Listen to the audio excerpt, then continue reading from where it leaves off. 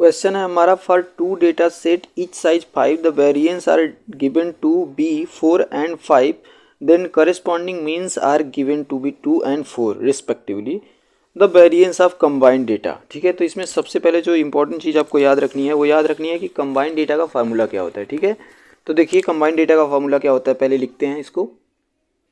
तो combined data, combined ये the variance of the combined data, तो कंबाइंड वेरिएंस का फार्मूला होता है 1/n1 प्लस n2। ठीक है, n1 sigma 1 square plus d1 square plus n2 sigma 2 square plus d2 square. ठीक है, अब इसमें समझ लेते हैं सिग्मा 1 स्क्वायर क्या है, आपका वेरिएंस है। ठीक है, पहले मतलब कि ग्रुप का। ठीक है, दो डेटा सेट दिए हैं ना, तो पहले डेटा सेट का है और सिग्मा 2 दूसरे।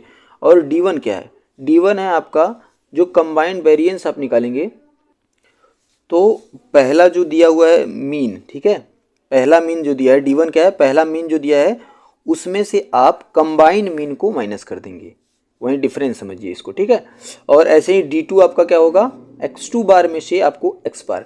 तो अभी आपको कंबाइन मीन का भी फॉर्मूला पता होना चाहिए। कंबाइन मीन का फॉर्मूला क्या होता है, n1 x1 बार प्लस n2 x2 बार अपान n1 प्लस n2।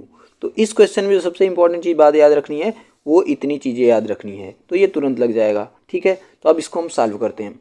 तो यहाँ पे जो जो दिया है उसको पहले लिख लीजिए आप। n1 और n2 साइज दिए हुए हैं, इनकी साइज 5 ही हैं। ठीक है, और सिग्मा 1 स्क्वायर यानी वेरिएंस। ठीक है, वेरिएंस आपको पता है 4 और इसका पता है आपको 5। ठीक है, इसका मीन आपको पता है 2 और इसका मीन आपको पता है 4। ठीक है, अब सॉल्व करते हैं हम। इसको निकालने के लिए आपको क्या करना पड़ेगा, n1 की वैल्यू 5, x1 की वैल्यू कितनी है आपके पास 2 प्लस n2 की वैल्यू 5, x2 की वैल्यू कितनी है 4 अपान में n1 प्लस n2 यानी 10। 5 प्लस 5, 5 2 जा 10, 5 4 जा 20, तो ये हो गया 30/10 इक्वल टू 3। ये आपको x बार पता आ गया।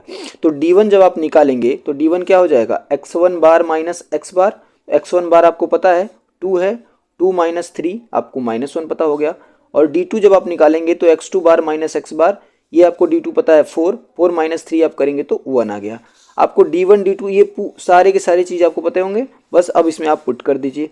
तो 1/5 प्लस 5, ठीक है, n1 5, सिग्मा 1 स्क्वायर कितना है 4, ठीक है, प्लस d1 स्क्वायर कितना है 1, फिर प्लस n2 सिग्मा 2 स्क्वायर कितना है 5, प्लस d2 स्क्वायर कितना है 1।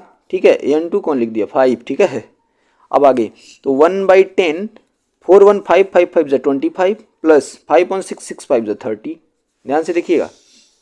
ठीक है, अब इसके बाद ये क्या हो जाएगा 55/10। ठीक है, तो अब इसको और सॉर्ट आउट कर दीजिए तो क्या हो जाएगा 5 से, तो 5 11 जा 55, 5 2 जा 10, 11/2 हो गया आपका कंबाइंड वेरिएंस। तो यही हो गया आपका आंसर, ये ऑप्शन नंबर डी करेक्ट हो गया। ठीक है, आई होप आपको समझ में आया होगा।